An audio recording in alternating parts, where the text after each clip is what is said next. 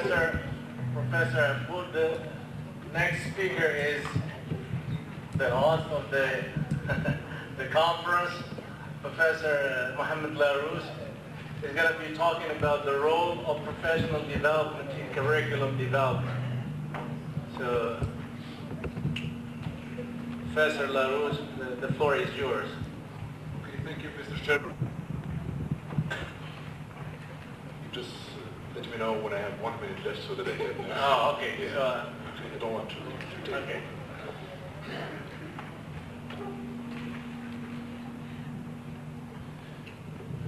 I know this topic of, or the theme of the conference is cannot be, discussed in 2-day conference, but I think it requires more than 2 days in this conference. And there is too much pressure on me now, right now, because the choice of the topic is really already, let's say, triggers a lot of thought and reflection. In a way, in this presentation, I'm going to talk about, if possible, the characteristics of, this is what I intend to do, characteristics of professional development and its role in curriculum development and the challenges to effective. But I will leave these challenges maybe to the coming presentations, because we have at least 3 or 4 presentations.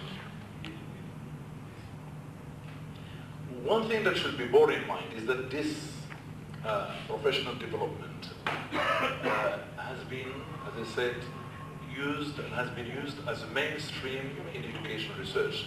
I mean, it's part of the curriculum, it's part of the in-service teacher training, it's part of curriculum development itself. So,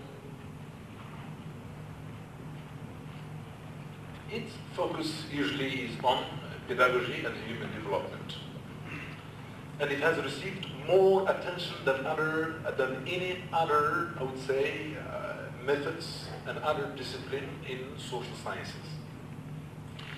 The reason why we do this is because nothing is everlasting or permanent in the world. And given the society itself is changing, so we need to rethink and develop ourselves and redevelop even the system of education, because there is always what you call advancement.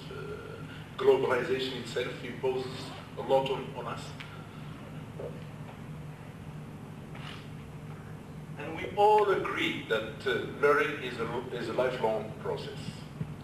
I mean, you cannot stop learning because you have reached a certain, I would say, seniority in your age. I mean, if you want to lead, you need to learn. And learning is part of professional development. And I think the first thing that one has to start with is with the weaknesses. And once you identify your weaknesses, then I would say that you need to put these weaknesses are as your objectives to be attained or to be achieved. And do you know why do we focus on the negative aspects of teaching rather than the positive aspect? It's because the negative aspects have a powerful impact on us, and they have not only on teaching but also on our lives. And we're trying to improve whatever the weaknesses we have.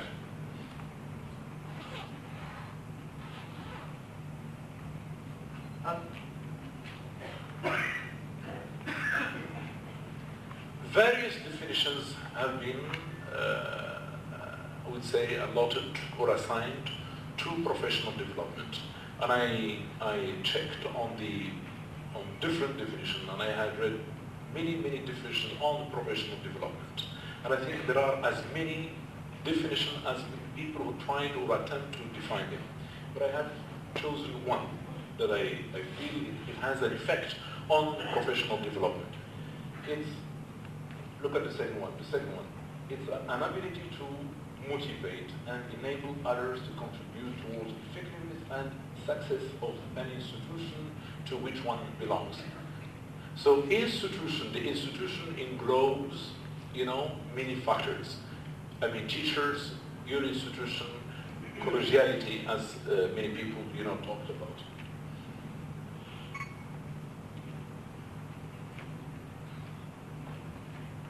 So professional development is the primary mechanism that schools can use to help teachers continuously learn and improve their skills over time. They can help the teaching quality, the effectiveness. They can even, I would say, reconsider the approaches, reconsider the methods, the techniques used in ELT. And I will give you examples later on about this.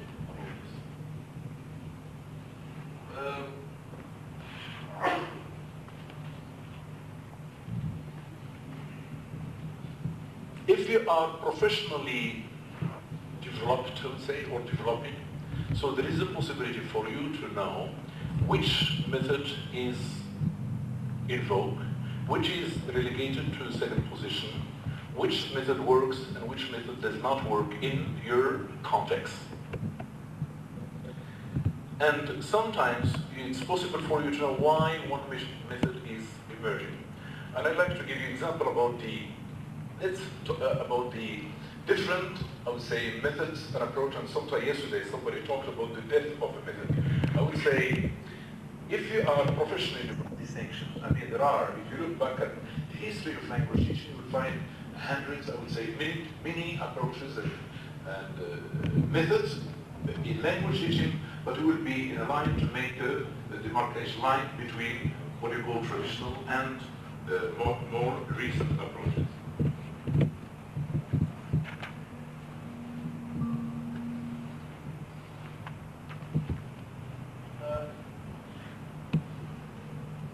Do we take into consideration, a professionally developed teacher again, does take the slogan of education into consideration. What is the slogan of the United States? No child left behind. It means that the child is put at the center of the education system. What is the one in Morocco? What is the slogan in Morocco by the Minister of Education? Okay. So it's possible for you to, I would say, reflect and turn these principles into reality. It means you have to make out of in this conference, but I say no, is always put at the heart of the attention. We as teachers at the university, there is we play the role of the, let's say, in mediator between curriculum developers, decision makers, and the institution and student. It's like we go in between the institution or the Ministry of Higher Education and our student. So we need to make or to cater for the needs of our students and trying to live up to their own expectations. When we looked at different, at the character, what characterizes a teacher who is a professional teacher again? There are many, characteristics, and I'm not going to dwell on these characteristics, but I would say the one who is not, professional, who is not professional. There are many. I'm not going to dwell again on this, but the one who is not professional is not who has promotionally, I would say, financially promoted, or professionally, while his students are demoted. This is one. He is the one who is not, or who can hit the ceiling, I would say the glass ceiling, while his student did not get improved.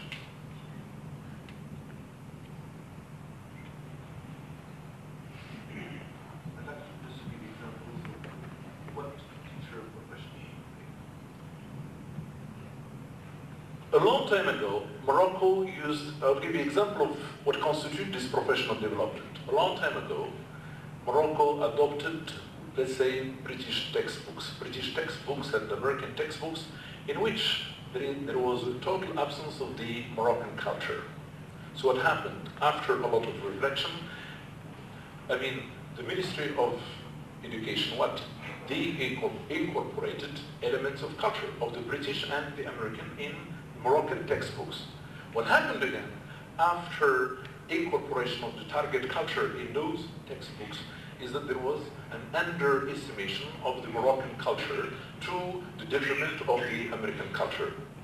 If you remember what happened in the textbooks in the early 80s, that the textbook incorporated elements of the British culture. I mean, the character, the cast of character were underestimated. I mean, the vision, like we say, Mohammed is what? He is a tailor, he is a mechanic. But when we refer to Alice, John, he is a doctor, he is an engineer, and. So, you know, this triggered a lot of reflection, and I think this created a sort of mixed feelings toward the national, I would say, commission of the textbook designers. I mean, so there was a reconsideration of the textbook. So what happened is that at this time, they gave the Moroccan culture its due concern and its due importance. And I think this consideration, the fact of taking the Moroccan culture into consideration, has become a salient consideration in any textbook design.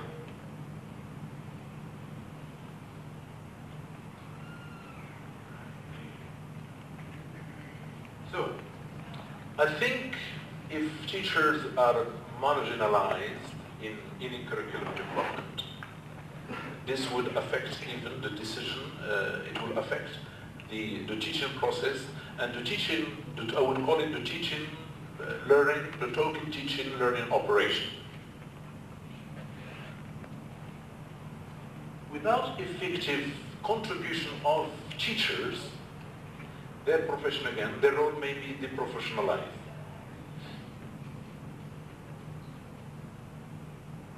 And I would agree that there is no curriculum development without teacher development, and vice versa. And I think I keep repeating this again.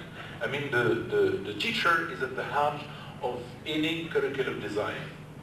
He is the one who can boost the text, the syllabus design, is the one who plays the role of a mediator between the student and the textbook designers and the curriculum developers.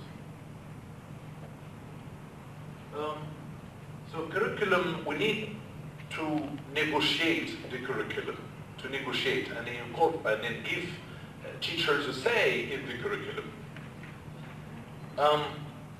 And then we need to look at the content and the form, the content of the syllabus, and even how the curriculum should be or must be implemented.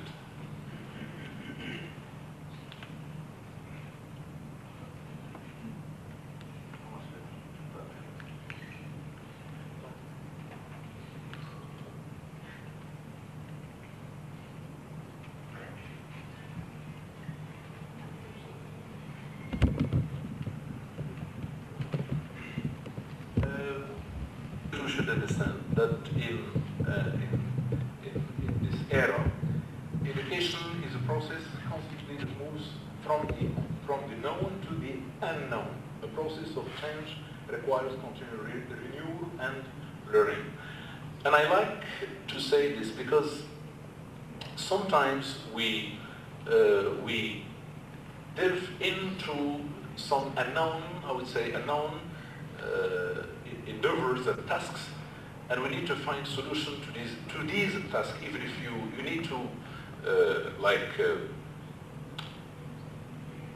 it's like you take the initiative. Even if you don't know the unknown, you just take the risks of getting whatever you want to achieve behind the scenes. So people involved in education should understand that we live in an era of non-stop institutional change and development. And we need to adapt our education to the needs of the job market and, after all, to the change that happen from decade to decade and year to year and another. I'm sorry. The challenges, I have 1 minute, right? Okay. The challenges for we can discuss described them in three factors. I would say time, access, and cost. And the best way, and I would like to conclude with this remark, the best way and the most effective method and strategy for curriculum development is action research. And I think this has been claimed yesterday by Professor Wakrim, in which he said that action research, I think it is the only key to professional development. This is action research will will make you to be all the time reflective and develop your professional competence. I'm sorry because a lot of things to be said about this, and I have incorporated this professional development in the program of the master program. And for me, what I would say as the professional definition, my personal definition would be to look inward and to look for information or to look for new approaches and methods. And thank you very much indeed. Thank you, Professor Larouz, for your presentation and for